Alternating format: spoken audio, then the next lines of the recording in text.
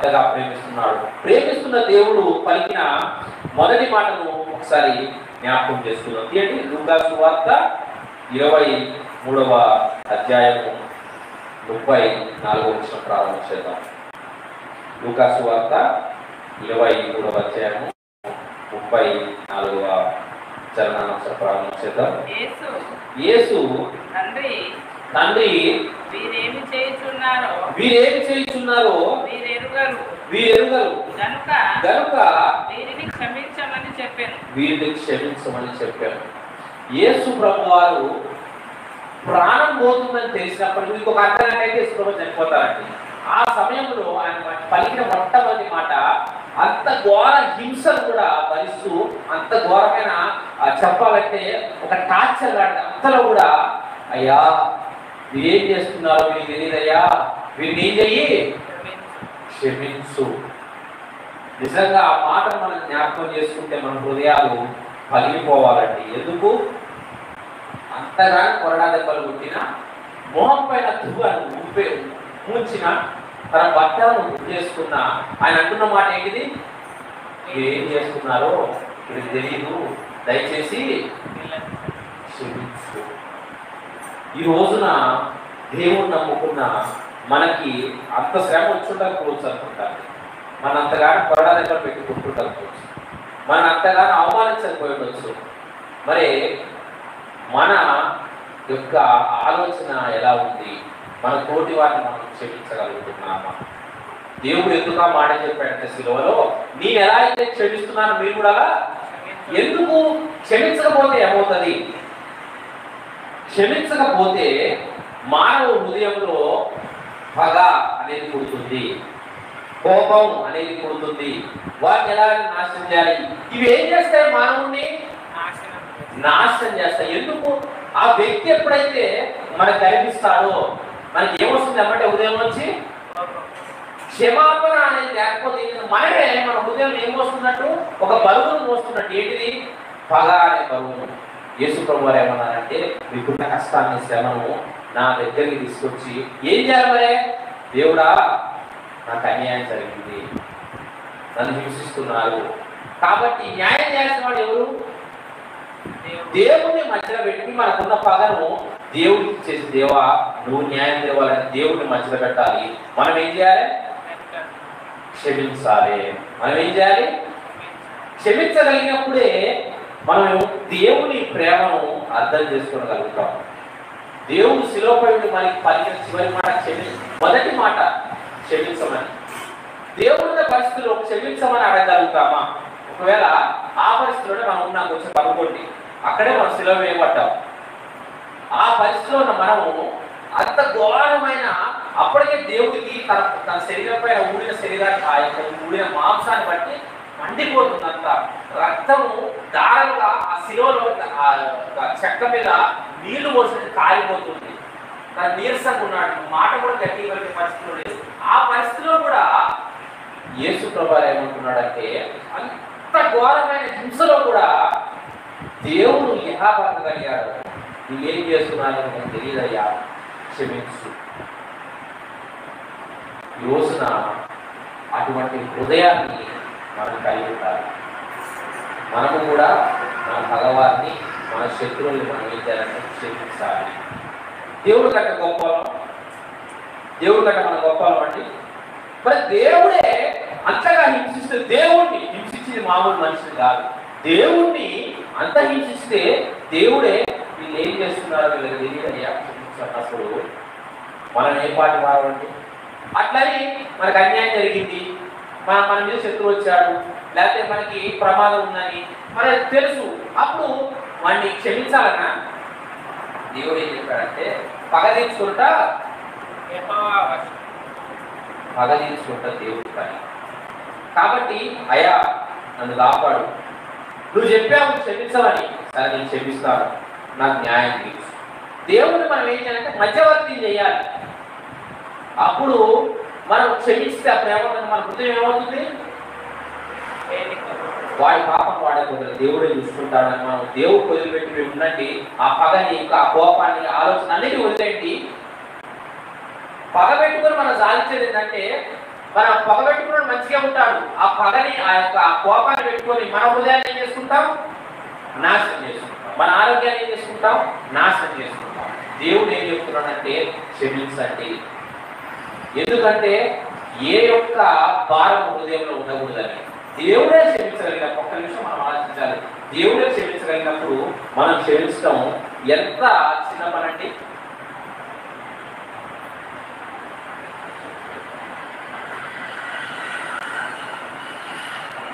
కాబట్టి ఈ రోజున శిలువపై ఉన్న దేవుడు మనం జ్ఞాపకం చేసుకోవాలి.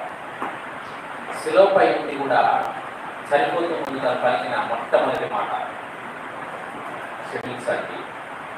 తెలీదా వాళ్ళకి నిజంగా? దేవుడు అనుకుంటే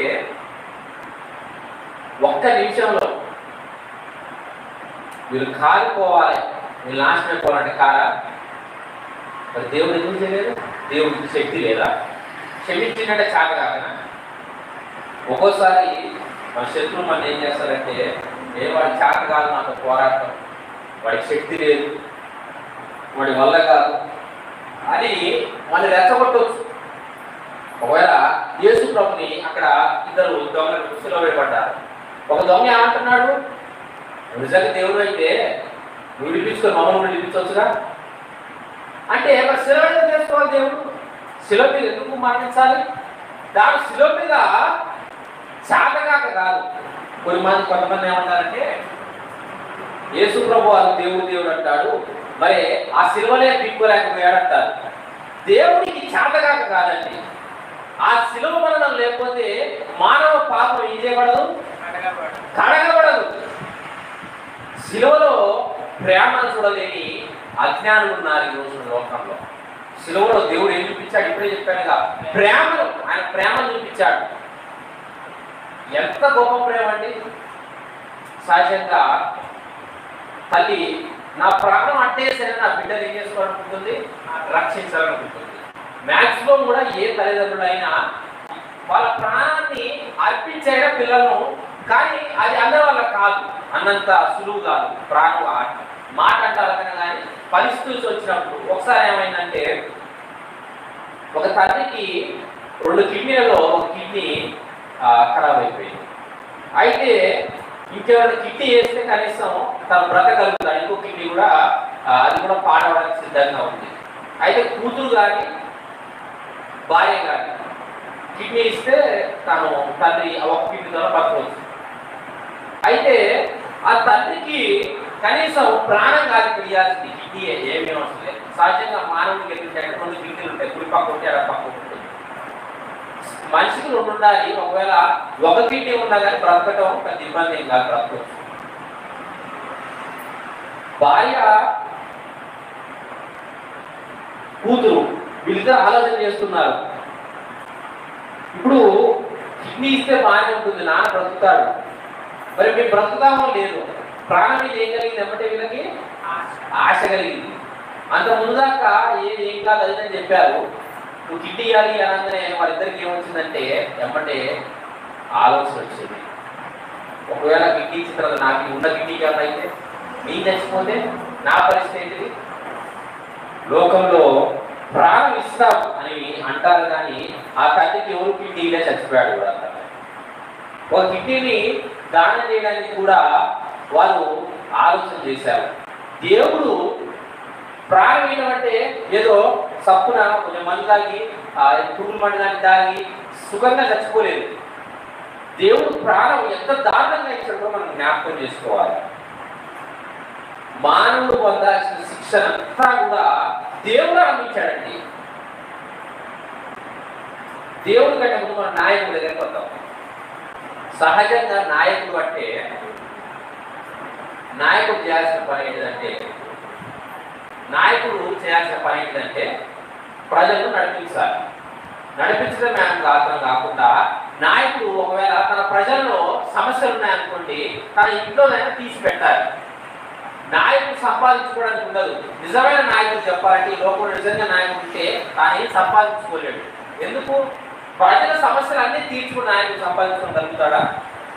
నిజమైన నాయకుడు ఏం చేస్తారంటే తన ముందు ఉంచి ప్రజలకు ఏ సమస్యలు ఉన్నాయో అవసరమైతే తన ఇంట్లో చేసి పెట్టిన ముందు పోరాడి నాయకుడు అనే పదానికి అర్థం అనే రోజున మనం అర్థాన్ని మనం చూడట్లేదు. నాయకుడు అంటే ప్రజలను మోసం చేస్తూ సంపాదించుకునే వాడిగా లోపల చాలా మంది ఉన్నారు. కానీ నాయకుడు అనే పదానికి అర్థం ఏంటంటే ఈ నాయకుడు ఎన్ని కష్టాలు వచ్చినా, ఎన్ని ఇబ్బందులు వచ్చినా ఈ ప్రజలను నడిపించడం ఆపడు.